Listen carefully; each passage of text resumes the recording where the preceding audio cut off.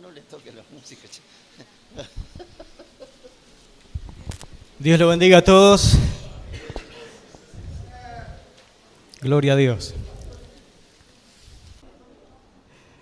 Gloria a Dios. Les saludo a todos con la paz del Señor y para mí es una alegría poder estar entre ustedes y me encomendaron hablar sobre los apóstoles. Y vamos a abrir la Biblia en Efesios capítulo 4, versículo 11.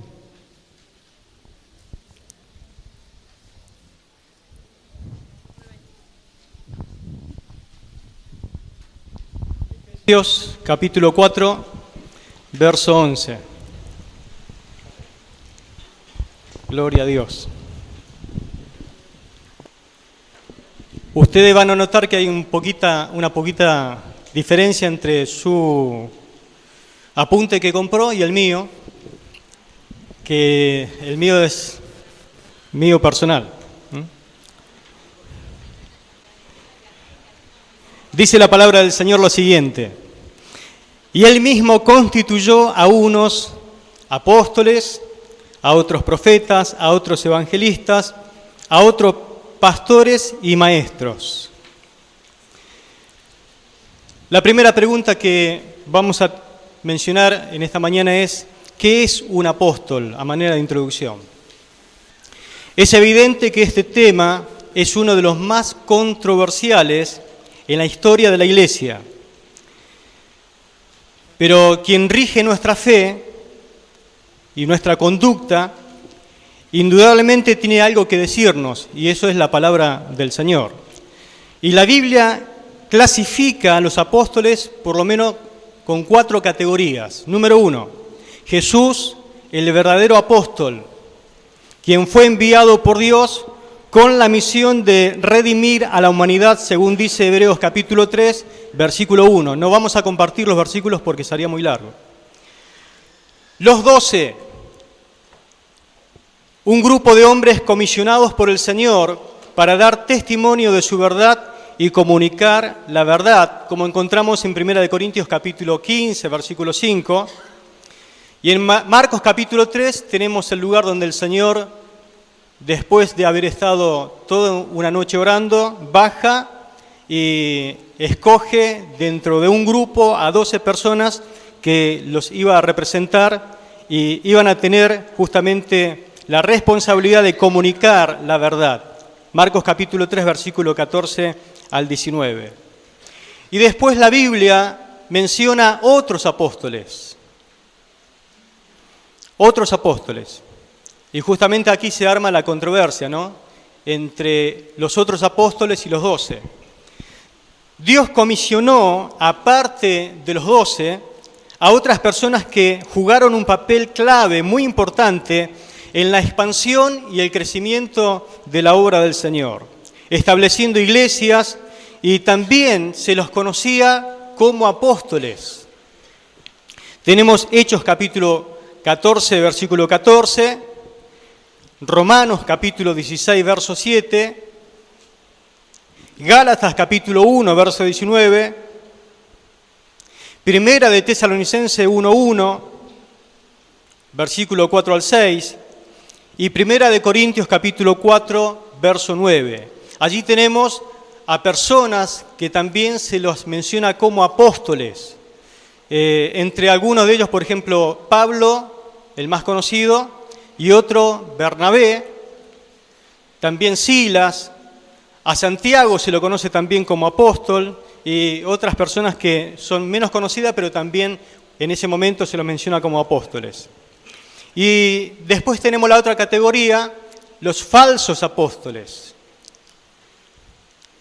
que son aquellos que se hacen pasar justamente por enviados de Dios, pero en realidad están engañando a las personas, de las cuales hay que tener mucho cuidado con ellos. Tenemos las referencias más notables, están en Apocalipsis capítulo 2, versículo 2, donde la iglesia de Éfeso dice que no podía soportar a aquellos que se llamaban, mejor dicho, le resistió a los falsos apóstoles.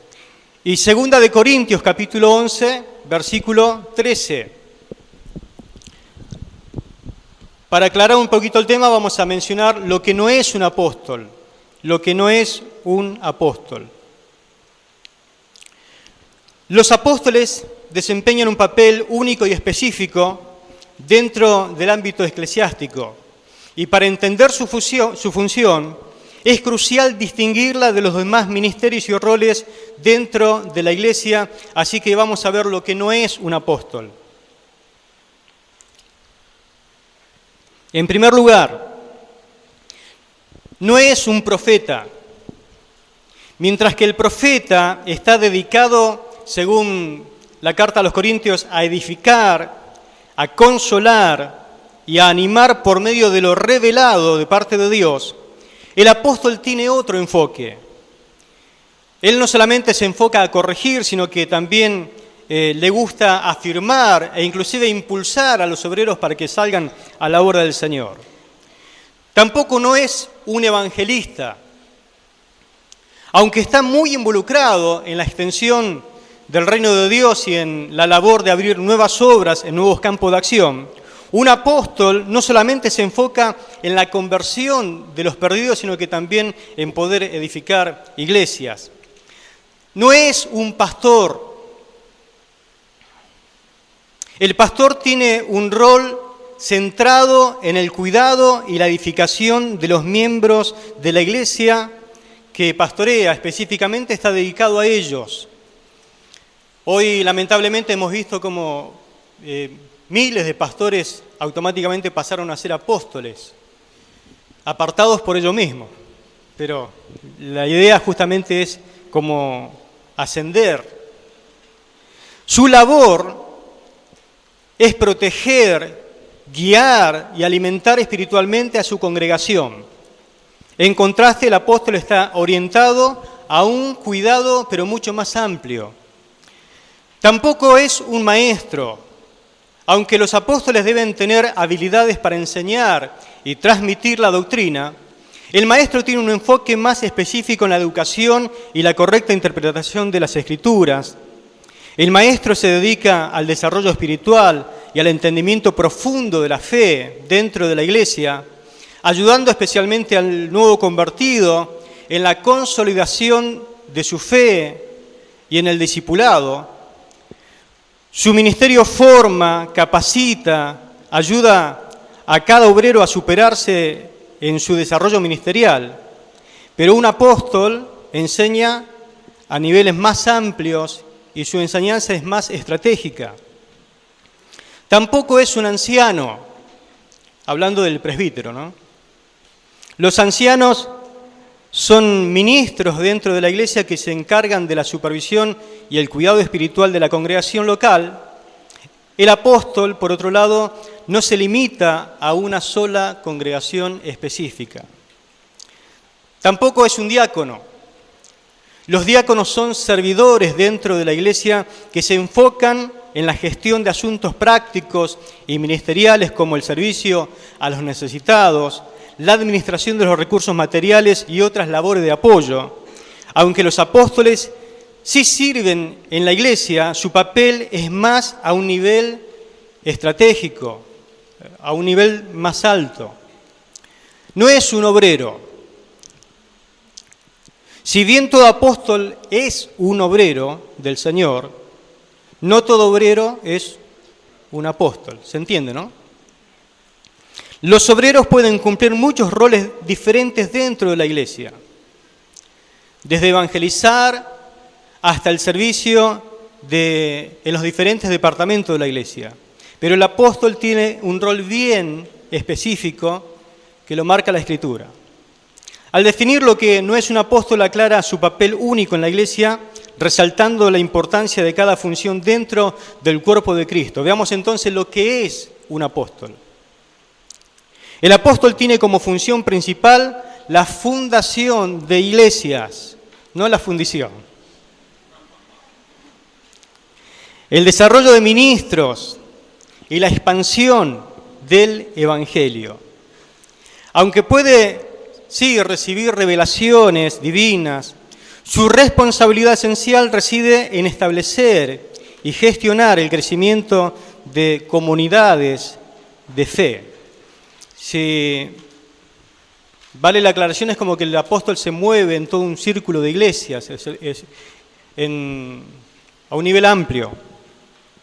Su labor va más allá de la simple conversión de individuos, se enfoca en formar iglesias y discipular a los nuevos creyentes, supervisando el desarrollo continuo de las comunidades. A diferencia de los líderes locales o los ministros locales, el apóstol opera en un ámbito más amplio, con la capacidad de supervisar múltiples iglesias o ministerios. Actúa como un mentor, en el sentido de que no hace la obra, sino que ayuda a hacer la obra. Un orientador, sin limitarse al cuidado pastoral de una única congregación. Aunque su función incluye la enseñanza de la revelación divina, su esencia se centra en la fundación y el servicio estratégico dentro de la iglesia, abarcando un panorama que trasciende las fronteras de una comunidad específica. Los apóstoles sirven a la iglesia desde un nivel de servicio estratégico, estableciendo principios que guían al ministerio. Su papel es distintivo en la expansión del evangelio, la plantación de iglesias, la formación de nuevos obreros, asegurando así un legado duradero en la edificación del cuerpo de Cristo. Es decir, que es imprescindible la figura del apóstol. Vayamos a la segunda pregunta, la necesidad del ministerio apostólico.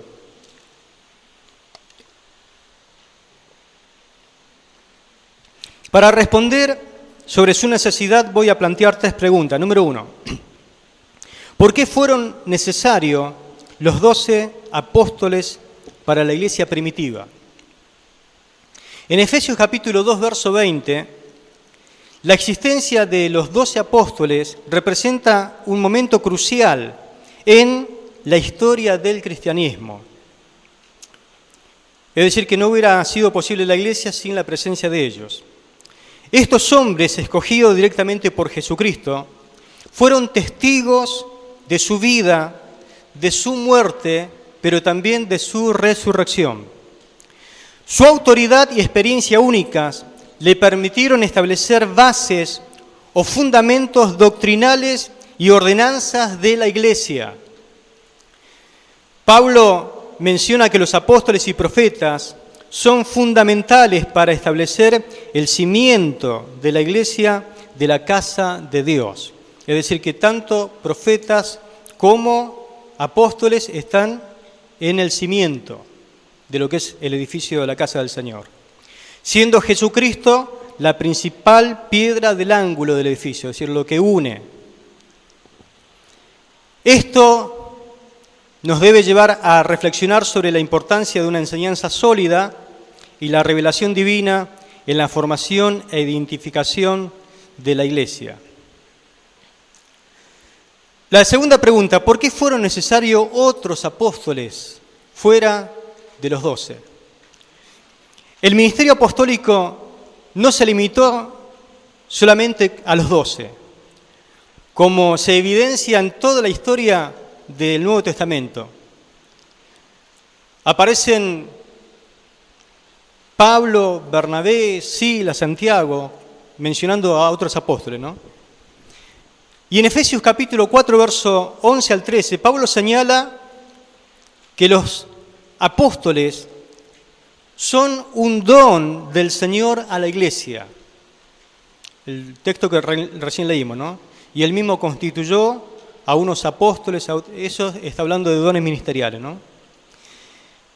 Es un don del Señor no solamente para edificarla. El texto también a continuación, en el contexto, habla de perfeccionar a los santos para la obra del ministerio. Los apóstoles que vinieron después de los 12 continuaron con la labor de abrir nuevas obras, nuevas comunidades, enseñar, equipar a los creyentes, asegurando que el mensaje del Evangelio se expandiera de manera acordada, efectiva y equilibrada. Es decir, que cumplieron una labor muy importante en la extensión de la iglesia. Ahora, el énfasis en el versículo 11 de Efesios está puesto en que los que hacen la obra del ministerio están para perfeccionar a los santos. La iglesia primitiva pudo expandirse rápidamente porque no se hacía en aquel tiempo la distinción que después se hizo entre laico y clérigo. Como que el que tenía que hacer toda la obra solamente era el clérigo. Y el laico venía, asistía a un culto, celebraba su reunión, ofrendaba, compartía un tiempo de comunión y se iba a la casa. Esa es la función del laico.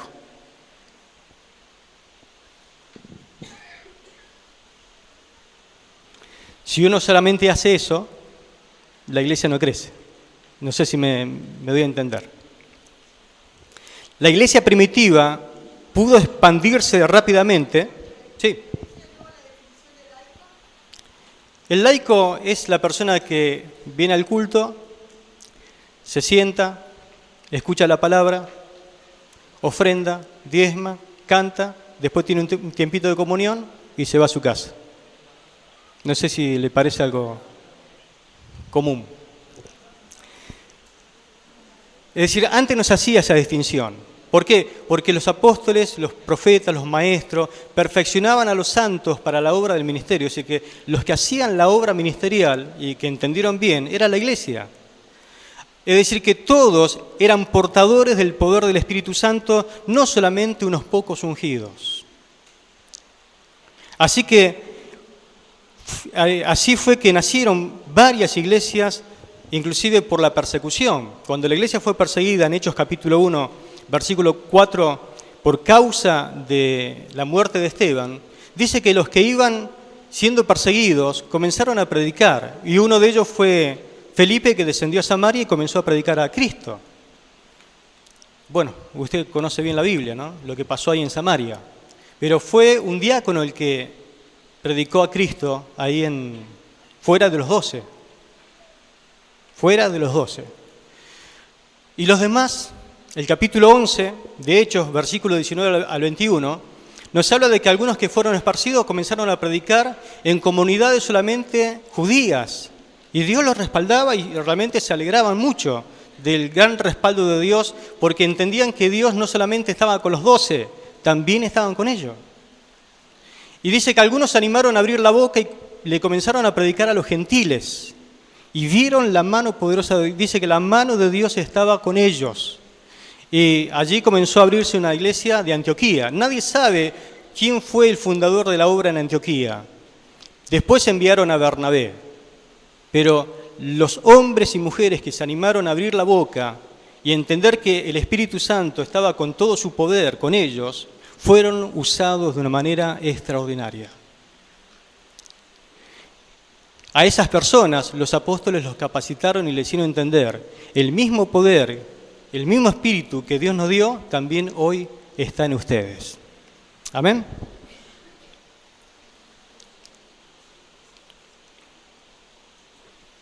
El mismo apóstol Pablo atestigua acerca de su ardua labor ministerial.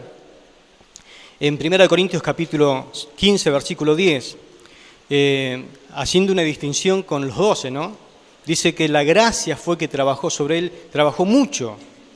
Pablo dice que fue puesto como predicador, como apóstol y como maestro. ¿Qué decir del invaluable aporte doctrinal de aquellos que, aunque no formaron parte de los 12, contribuyeron significativamente, inclusive a la redacción de epístolas inspiradas? En la Biblia tenemos, por ejemplo, el caso de Hebreos, que no sabemos quién la escribió, pero también tenemos a Santiago, tenemos a Judas, como que también aportaron fuera de los 12, quienes a pesar de no pertenecer a ese grupo, dejaron un legado escrito que es valioso para la doctrina. Esto subraya la idea de que la influencia y la inspiración divina no se limitaron únicamente a los apóstoles más conocidos, sino también se extendió a los otros siervos de Dios. ¿Por qué hago énfasis en esto? Porque hay movimientos, hay algún lado de la parte evangélica como que solamente reconocen a los 12, nada más. La tercera pregunta: ¿por qué haría falta hoy el ministerio apostólico? ¿Por qué haría falta hoy que el ministerio apostólico esté funcionando? La necesidad del ministerio apostólico hoy radica en la misma comisión recibida como iglesia, es decir, evangelizar, hacer discípulos y edificar la comunidad de la fe. En un contexto tan cambiante y desafiante como el actual, es fundamental tener personas que cumplan con la función apostólica, que puedan guiar, instruir, motivar a las iglesias y sobre todo a los obreros en su camino espiritual. El crecimiento, la madurez espiritual y el perfeccionamiento son fundamentales para alcanzar la unidad de la fe mencionada en Efesios capítulo 4. Es decir, que ese ministerio es fundamental para que logremos la unidad de la fe. Este proceso requiere la guía de una figura con ministerio apostólico, lo cual es fundamental para el bienestar de la iglesia. El aporte y servicio apostólico son elementales, son esenciales para fomentar un entorno de desarrollo espiritual y unidad entre los demás obreros del Señor. Pasemos a la pregunta 3. La naturaleza de un apóstol. ¿Cómo se accede al apostolado? No sé si alguno está interesado. ¿Cómo se accede al apostolado?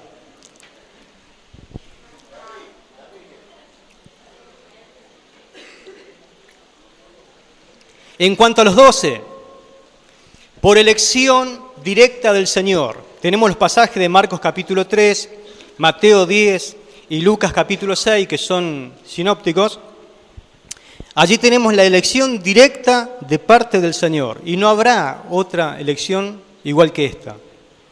Después de la resurrección, para completar los 12, se estableció, por ejemplo, ciertos requisitos necesarios en Hechos capítulo 1, versículo 21 al 26. Esto ya estaba escrito que iba a suceder así. Requisitos, por ejemplo, haber estado juntos con ellos siempre, desde el bautismo de Juan hasta haber sido recibido el Señor arriba. Y número 2, haber sido testigo de la resurrección. Si no le entraban esos requisitos, no era imposible. Solamente cayó sobre 2 personas. Pablo aclara y defiende su ministerio apostólico, poniendo ciertas pautas necesarias que deben considerarse para calificar a un apóstol. Es decir, que si hoy vemos a un apóstol, tenemos ciertas pautas bíblicas para considerar si es o no es apóstol. Pablo, ¿qué dijo? Hay por lo menos 4 calificaciones y evidencia de un apóstol. ¿Por qué? Porque él en un momento tuvo que defender su ministerio. Y él dice, lo primero, haber visto al Señor personalmente. 1 Corintios 9:1. Haber visto al Señor personalmente. Segundo, haber fundado iglesias. Haber fundado iglesias. Romanos capítulo 15, versículo 20 al 23 y 1 Corintios 3:10, Pablo habla de que él justamente fue fundador de iglesias. La tercera, evidenciar señales, prodigios y maravillas propio de un apóstol.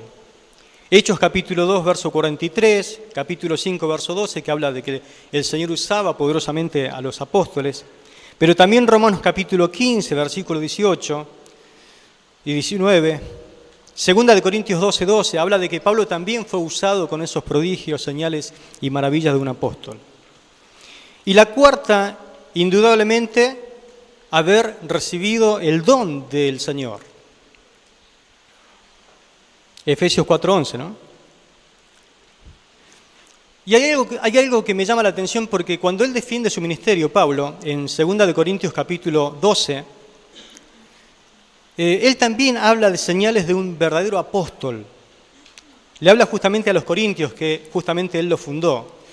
No voy a leer el pasaje, solamente lo menciono, pero algunas señales que también deberían caracterizar ahora a todo apóstol fuera de los 12.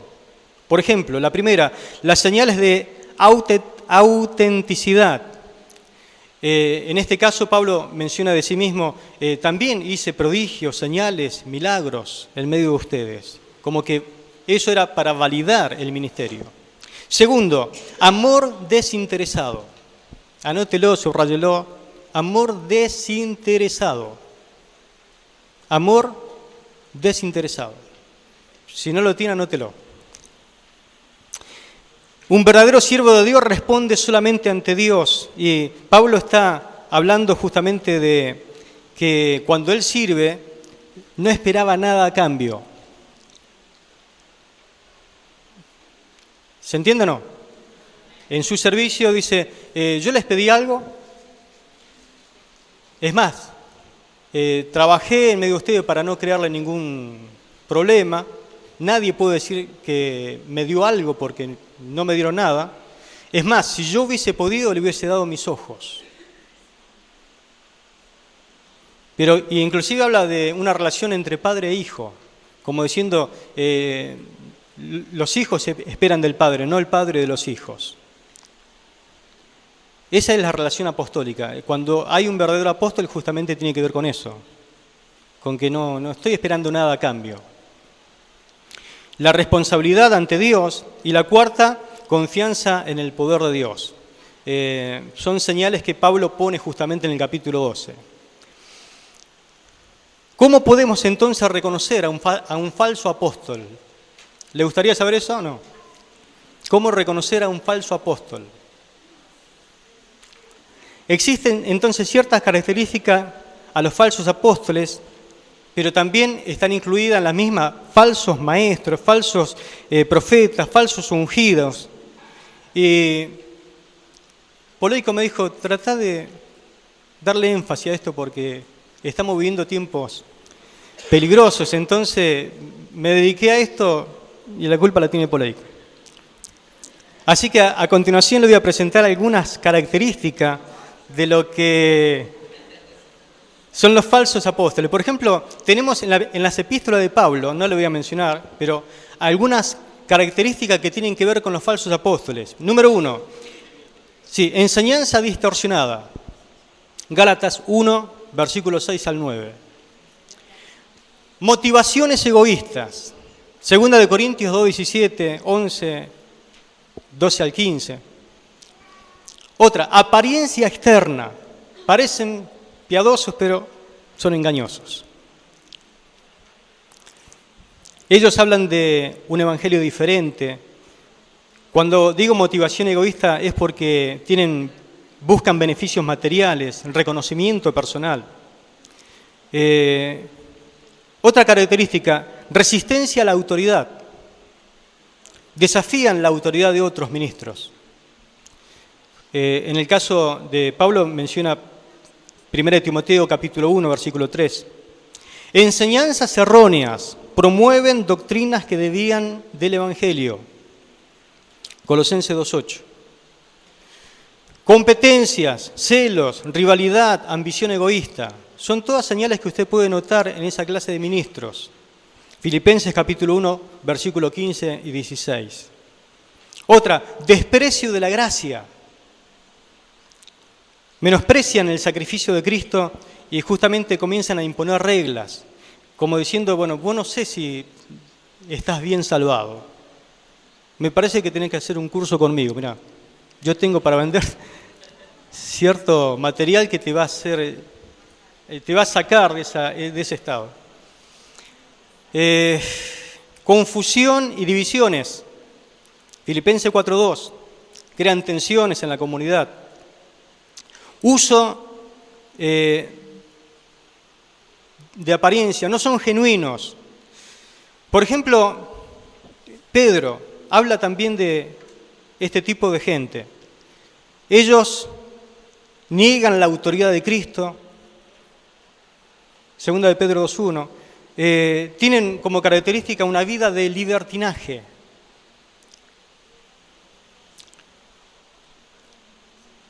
Engaño y manipulación. Aprovechan la ignorancia de la gente, 2 de Pedro 2.3, para poner su propia forma, ¿no? Por ejemplo, una forma es que lo llamen padre. Algunos, ¿no? Se hacen llamar padre, otros papá. Cuando la Biblia dice en Mateo capítulo 23, verso 9, a nadie llaméis padre Chávez, ¿no? Ambición desmedida. Inventan mentiras engañosas para sacarle toda clase de dinero a la gente. 2 de Pedro 2, versículo 3 al 5. La ambición desmedida lo lleva justamente a crear doctrinas como, por ejemplo, para pactar. ¿Querés sanidad? Tenés que pactar con dinero. ¿Quieren que la corte? Pacten con dinero. Falsas profecías. Juan, por ejemplo, habla de que niegan las doctrinas fundamentales, que hay gente que tiene escasa conocimiento de la verdad, pero ellos se meten a querer enseñar. Inmoralidad. Primera de Juan 3:10. División y engaño. Adopción de enseñanzas propias. Desafío a la autoridad apostólica ahí en el tiempo de Pablo, de Juan. Sed de poder y control. Y Judas habla de carácter inmoral, de divisiones, que seducen con palabras lisonjeras. Habla de rebeldía y arrogancia. Bueno, hay para rato, ¿no? El que quiere el apunte, vale.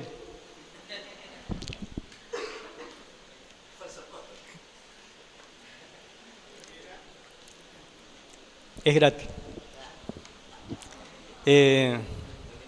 Sí, acá están todos los versículos, por las dudas, si ustedes después lo quieren tener a disposición. Uno no trabaja en vano. Amén. Gracias por el tiempo. Y el resto de la enseñanza está ahí escrita. Que Dios les ayude.